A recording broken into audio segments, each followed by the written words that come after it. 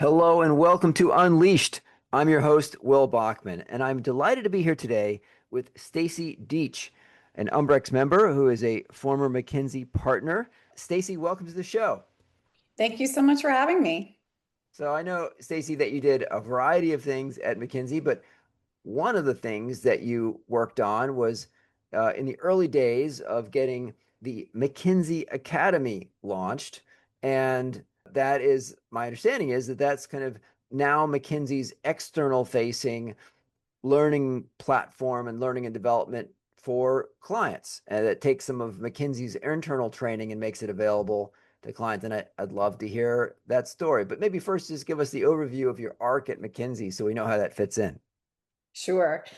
I was at McKinsey for a very long time, for 18 years. I joined in the DC office and have been in the people and organizational performance practice, formerly the organization practice, the entire time. So I've always been really focused on human behavior and how we can unleash human behavior toward the objectives of a strategic plan, a transformation, or a culture change, and really thinking about the science of human behavior change as well as the business context and bringing those together so that we can really show the connection between an investment in talent and culture and business performance and economic results. Cool. So tell us a bit about the McKinsey Academy, about its history Sure. and what it does. Sure. So one of the red threads that did connect my career pre-McKinsey and today is a focus on learning. Learning is one of the major ingredients of change. And you could even say that change is learning because it is how organizations evolve, it's how teams evolve, and it's how individuals evolve. And there was a really strongly held belief that if you were going to redesign a strategy, redesign a process, redesign an operating model, you needed to help people understand what the changes were, what that required of them in the way that they showed up to work, the way that they completed their work, the way that they engaged with each other. And we took that understanding about how change happens, how business performance evolves, and our own commitment to talent development at the firm and brought those together. As you know, McKinsey has a long reputation, well-deserved reputation for a significant investment in our people and our people development. And that investment is directed toward culture and the ways of working that are accepted practice at McKinsey that help us work easily and well together, and then also the skills and tools of, in our case, effective client service. And then, by function, by industry, the knowledge and case examples, tools that are required to do the work well for our clients. So we really wanted to take all that we learned about effective learning, skill building, mindset shifts, and behavior change and translate that into offerings for our clients. The first thing that we did was think, this is in the early days of e-learnings, and we wanted to think, how could we scale the impact of that kind of skill building that in McKinsey initially, at least, was very much in person, high touch. How do we turn that into something that we can deliver at scale to really help our clients accelerate their performance through their people? And so we digitized the content and created learning journeys. That's one of the things that I love the most about the work is really understanding that learning can't be just an event. It has to be grounded in the business reason for the learning. So what is that business need for behavior change? Then it has to be connected into the flow of work, into practice, and the skills that are taught need to scaffold or build on top of each other in order for it to truly create impact. And along the way, you also want to make sure that you're assessing those skills so that you know exactly what kind of learning is happening and then what kind of change is resulting from that. So at McKinsey, we would take these individual courses and put them in a learning journey that we could offer. And that's where the word academy really came from. So you could imagine that instead of just a course catalog, it became, oh, this is our management academy, or this is our leadership academy. And ultimately, McKinsey started to create academies related to specific content like digital skill building, etc. So that was one major service line, let's say, of McKinsey Academy. The other was much more bespoke and custom developed learning for our clients that were anchored in the very specific strategic or transformational shifts they wanted. And another thing that really came from the way that we know learning works best at McKinsey is that you start with the leaders. So that was, I helped us connect those modules into learning journeys at the start. And the other thing that I really spent a lot of time doing was thinking about leadership development and leadership development in the context of change. Hmm. So I'll say I've had the good fortune to get training at Harvard College and Columbia Business School and the Nuclear Navy and McKinsey. I guess those four places mainly since high school. And boy, the McKinsey training was so good, so valuable. Particularly, I would just for listeners maybe who haven't gone through it, I'll give an example.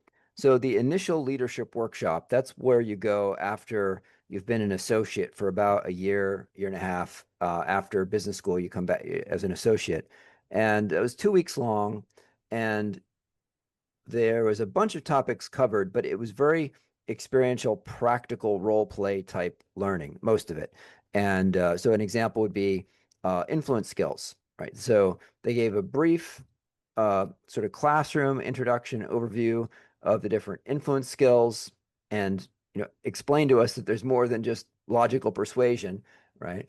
And then we had to go and practice different influence skills. So they'd put us in a scenario where you're playing the consultant and then one of your other peers in the program would play like a client, and you'd both have role descriptions, and the client would have sort of secret instructions and the consultant would have secret instructions. Okay, you're trying to get data out of this person, or you're trying to convince this person playing the VP to support your recommendation or what have you.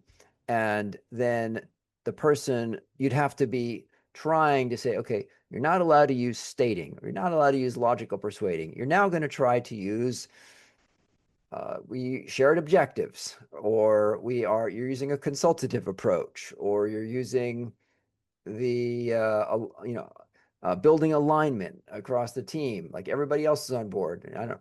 So you'd be trying to get out of your comfort zone of what you normally like to convince people with, and convince them with other techniques. And doing that in practice, you really learn it in your gut in a much deeper way.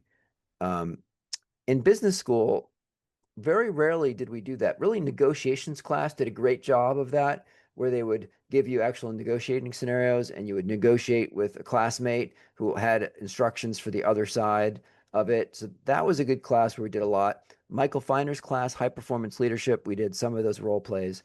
But I think business school under invests in doing role plays. Like case studies are great, but the role plays are where you really learn these sort of, human interaction type skills. Um, so is it, I'd love to hear a little bit more specifics of maybe you could, take one of these learning journeys and give us some specific modules and what they looked like.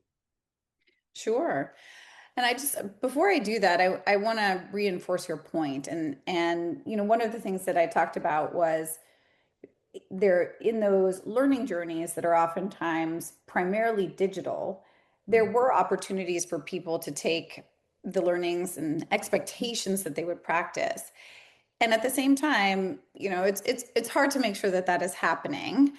And that's one of the reasons why we also really loved doing the learning with the clients, because you could turn those role plays into what we call real plays, where you would take a very specific scenario from the transformation and practice how you would do that well. And I remember even doing that at a McKinsey course where there was a client, very specific client conversation that I needed to have. I practiced it with a peer and he gave me feedback. I practiced it again and it was just so much better. Mm. And maybe that's just a tip for all of us as we're thinking about how do I take this information from our discussion and take it forward is just the art of practice is one of the best ways that you can learn. And you can do that with any friend, any partner, a kid at home. Have them listen to the thing that you want to communicate and give you that feedback. And already your performance will improve dramatically. So, with that, I'd say one of the McKinsey management program was a marquee program in McKinsey Academy, and it really focused on that difference between management and leadership because management really involves all of the activities that you need to step into as somebody who is leading people, leading teams, leading work, not just the act of influencing, but really the act of how do you do a performance review, how do you create a strategic plan, how do you turn that strategic plan into a set of goals, how do you turn those goals into a set of KPIs, how do you track the KPIs, what are the modes of interacting with your team or your client or your stakeholders to communicate progress in a project or related to your relationship with a customer. So it was a lot about the best practices of managing work, managing people, and as we often did with McKinsey, we would talk about self too. So we would talk about what are the self-management techniques, Mm. the as well as the team and the business management techniques, and really made sure that we were giving people a toolkit at the end of that management program that helped them manage their own time, figure out how tools and techniques, from technologies to resources for how they could continue to improve their performance. And then, whether it's meeting agendas or KPI scorecards, how do they use those tools in the context of their work? So that's one example of a journey that somebody would go on, leading self, leading team, leading business with the tools that they could then take home and practice and apply in their day-to-day work. Mm. So, with the management learning journey, what were the different modules that would be part of it? Was it a series of separate classes or separate modules Mhm. or components? One of the ways to think about it is, if you think about the operating model. We had modules related to setting strategy, developing an organizational or team structure, managing your talent, coming up with process improvement methodologies, and leveraging technology in the course of your work. So that would be a set of modules that could form part of that management academy. And then it was mostly digitized then. So people would do it solo online. How did you try to capture that interactive aspect that was so important in the Yeah. McKinsey training? You're right, and that was actually that is one of the differentiators I think of the McKinsey e-learning experience is that we really did try to create those mechanisms. And now with technologies advancing, it's easier and easier with, chat forums, Slack groups, etc. But we still tried to create cohorts for learning. There Okay. would be two types of cohorts for learning programs that were delivered digitally. One would be across clients, so that you would be with people of your same level, maybe going through a similar kind of transformation program, and you could learn from peers at different companies. And that's a really valuable experience and many people don't have. They're very focused internally, but if you participate in a program like this, you get to learn from your peers, which is fantastic, and and in different contexts figure out what applies universally. The other type of cohort was inside an organization. So even if they weren't doing one of those bespoke programs that we created with our clients, you could still have a client team go through this learning together so that then there would be that accountability mechanism too for completing the practice exercises, debriefing those, figuring out what worked, tailoring them to their specific context. And then across any kind of cohort, we really did try to do two things. One, let people have that chat so that they could ask questions, share ideas. We prompted them at certain moments of the learning to engage with each other, share a question, share an answer. And in some of the cohorts, we had TAs from McKinsey. And this was something that McKinsey team members got credit for on their reviews, that they were number one, recruited to be a teaching assistant in the course, and number two, given credit for the feedback they got, the time that they invested. And a lot of that time was spent grading, in quotations, the work product that would be the result or the output of one of the different learning modules. What was that like in terms of the client reception to it? And it's sort of competing in a different market than McKinsey normally does, the consulting market. It's more the corporate learning and development market. What Mhm. can you tell us about that world? There's a lot of different players trying to do, management training and leadership development training. Yes, there really are. And as you know, and your listeners know, the McKinsey model is expensive. There, and that was true for the learning programs as well. And so, in order for that more expensive model of learning to be valuable to the client, you had to do a couple things. Number one is demonstrate that you were getting McKinsey content. So Mm. that was already, you were getting the same kind of learning experience that a McKinsey business analyst or associate or engagement manager or associate partner is getting. And we're giving that to you in your organization, number one. And number two is, trying to add some of those features that were distinctive, like the teaching assistant. And then ultimately the hope was that, or is, and is, it is proving to be the case, that if you build once and use many times, you can keep the cost down. So one of the things that we ended up doing within McKinsey Academy, like we did at McKinsey in other new service lines that were built, is just have a different team model and therefore a different pricing model for our clients to try to stay competitive in that market. And then the real differentiator is that learning built with the client for their particular transformation. Because what we were able to do once we built that McKinsey Academy team of learning experts, the learning scientists, we were able to bring those into the consulting team and have them help and also speak the language, to your point on the internal learning team, speak the language of those internal learning teams, know the learning tools and systems that might exist in an organization, like what learning management system they use, what HR information system they use, so that they could really talk about the connection into data, into measurement, into performance analytics that would demonstrate the value of the learning. Through all this, what did you learn about the science of learning that was counterintuitive or that would have surprised you when you started at McKinsey yourself?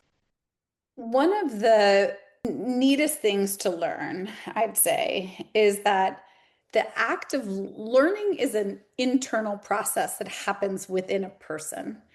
And there are techniques to ensure that that learning actually happens and delivers the behavior change at the end. And the skills associated with creating learning can be taught to people. So, this notion of learning how to learn can be a foundational course for people. And one of the things that peers in the learning space are really talking about today is we can get really lost in trying to figure out what skills matter the most. And oh, okay, so now we've made me think of something that is very counterintuitive. The learning industry is a multi-billion dollar industry. People spend a lot of money on learning content, learning programs. The most effective learning happens in the course of your everyday work. That informal learning delivers results more quickly, really taps into the components of learning, the understanding why it's important, the practice, the feedback. That is all happening real time. So the more that you can figure out how to build learning into the flow of work, the more impactful it will be. And that's why focusing on the skill of learning itself. How do you stay curious? How do you ask questions? How do you ask for feedback? How do you ask for opportunities for stretch assignments? Those skills are essential and can then outlast the shorter and shorter and shorter skills lifespan that we're seeing today. I think those are some really important things to remember. And as the corollary to learning to learn, one of the most fundamental leadership skills, they also need to learn, but they need to learn how to teach and be committed to that teaching. At McKinsey, that was the apprenticeship. It was that ability to, understand what excellence looks like, to role model that, to watch that, the behavior and the impact of people, give them fair and honest, but also very direct feedback, and then monitor improvements over time. So those are the two skills that really matter the most. And that's often counterintuitive because you want people to think about all of those technical or fundamental core skills. Probably the most important is learning to learn and learning to teach. Hmm. Learn to teach. In the nuclear Navy, I found that they have the best approach that I've personally experienced on how to train someone up to kind of run some process, right? McKinsey was great about teaching these interpersonal skills that Mm. could be deployed in a more ambiguous environment. The nuclear Navy is excellent at teaching these skills for, operating a nuclear reactor. And I've never seen any other company do this. Maybe some do, maybe in the nuclear field. But what the nuclear Navy does is you get on board and they give you a qualification card called a Qual card. And for each different watch station that you're going to get qualified on. And I'll have a list of 100, 200 different line items. And each one, it's either something that you need to be able to explain or that you just need to observe. You need to observe this evolution. You need to kind of, what do they call it? Role play it, or you need to actually do it, right? Because some things you wouldn't actually want to do it even under a drill, but then you would do things. So what that empowered you to do is it gave the person who's trying to get qualified, it wasn't just like hang out here for a while and we'll like, kind of show you the ropes.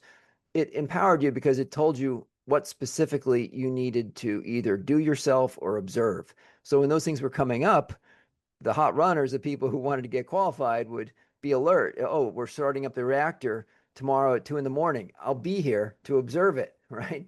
Or we're shutting down the reactor. And we're going to cool it down. Oh, well, I'm going to volunteer to do it under instruction. So it really empowered people and it told you what you need to know.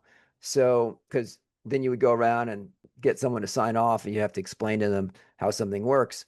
So I'm surprised that more companies don't adopt that approach of saying, oh, you want to be whatever accounts payable clerk level 2. Here's all the things that you need to know how to do, that you need to have observed once, that you need to do it under instruction or do it yourself. I don't know. What's your reaction to that? Why don't companies use qual cards more? Well, I think you've just nailed the future of talent development. That is what is happening today for the first time. And you know what I just love as somebody who did a lot of public sector work? I love how many amazing practices our federal government created to help us, perform at scale that the private sector then adopts. I think we forget to acknowledge that a lot of times. And so that was an amazing, amazing example. You hear something similar when you think about the pilot checklist.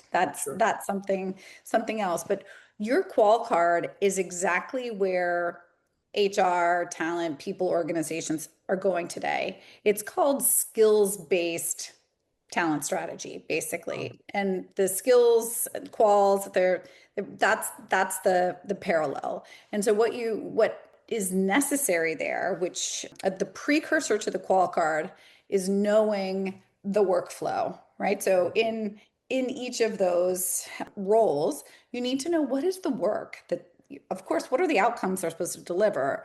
Well, what's the work then that's going to be required for them to do that? What are the tasks that need to be accomplished? How do those tasks then get broken into the skills, the mindsets, the behaviors that become the qualifications? And qualifications is such a great analogy, great word to use because that's what you screen for in hiring. And so one of the things in these connected skills-based organizations that is really exciting is that it starts with strategic workforce planning based on the skill needs. So you look at your population of talent and say, based on the data we have on our people, here are the skills they have. Based on our review of the work and the strategy and where that work is evolving, this is the skill gap difference. That skill gap difference, then you need to decide, am I hiring for that? Am I upskilling or reskilling to close that gap? Am I outsourcing or borrowing gig workers to get that gap closed if it's a really time sensitive question?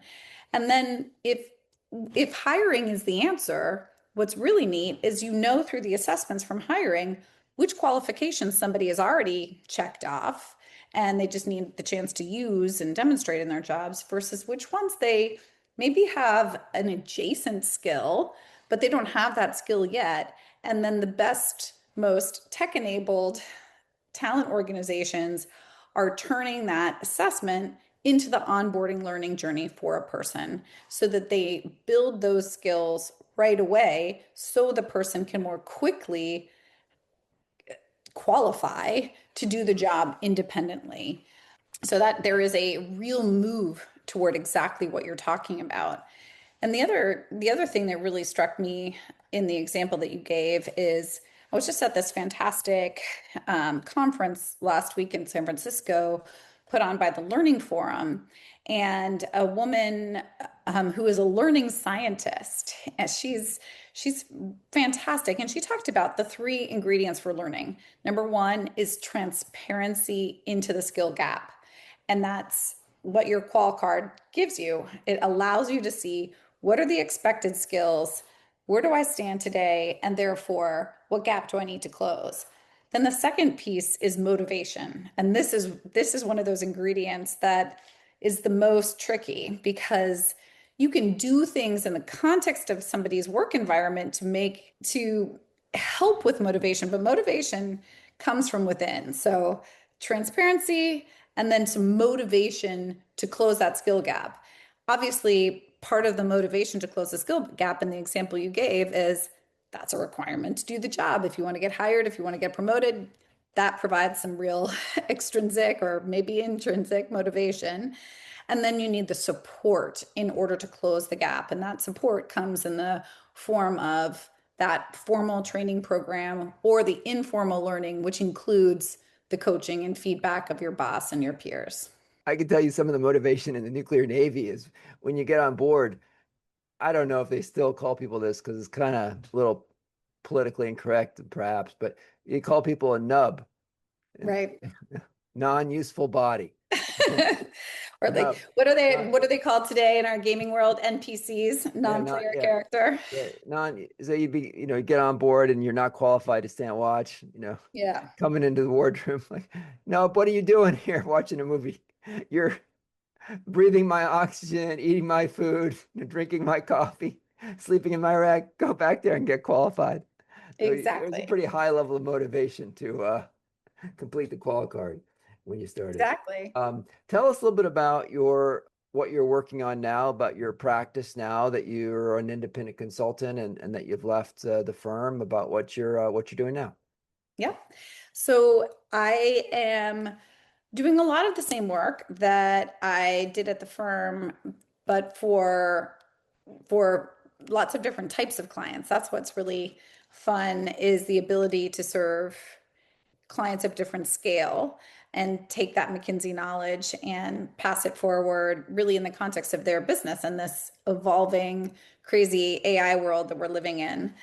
One of the things that really propelled this shift is I really truly believe that this is the most exciting moment for people in the HR, talent, people field because our job is to help the business find the talent that they need to do the work that's going to drive business performance and create the culture that enables that work to get done well.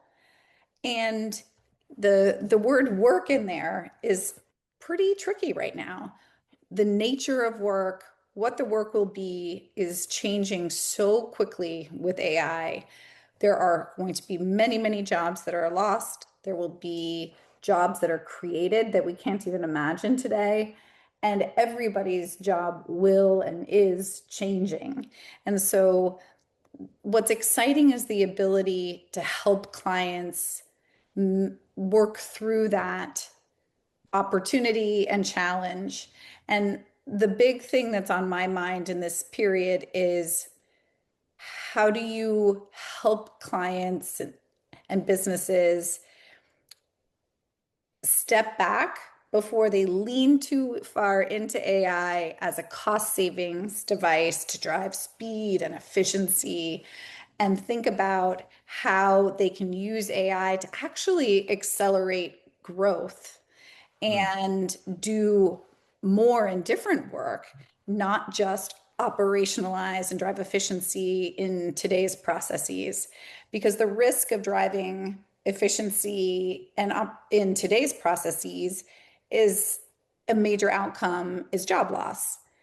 But if you are thinking in parallel with driving efficiency in today's processes with what does freed capacity enable us to do in terms of entering new markets, talking to more customers and clients, building new products, building new services, that's where I think we can get really excited about the future of AI to do more and different kinds of work versus doing today's work faster. And I love the opportunity to have those conversations with my clients so that you're both solving a near-term challenge of driving cost out or making work less full of friction, make it smoother, while also thinking about how do you set your people up for success in the future? How do you get them ready for jobs that we don't know about today? So it's really about that talent strategy and all of the different interventions that might come from that, whether they're related to recruiting, learning and development, um, performance management, and the ability to set organizational structures that are different when your people are working side by side with AI agents. So really talking about the future of work is what I love to do. Stacey, how can listeners find you online? They can send me an email now. I'll give you my email. The website is in development, and they can certainly connect with me on LinkedIn. That's probably the easiest, best way, and that's where I will house all of the release of the new consultancy and our services that we provide. Well, we will include your link in the show notes. Thank you for joining Awesome. today. Thank you so much, Will.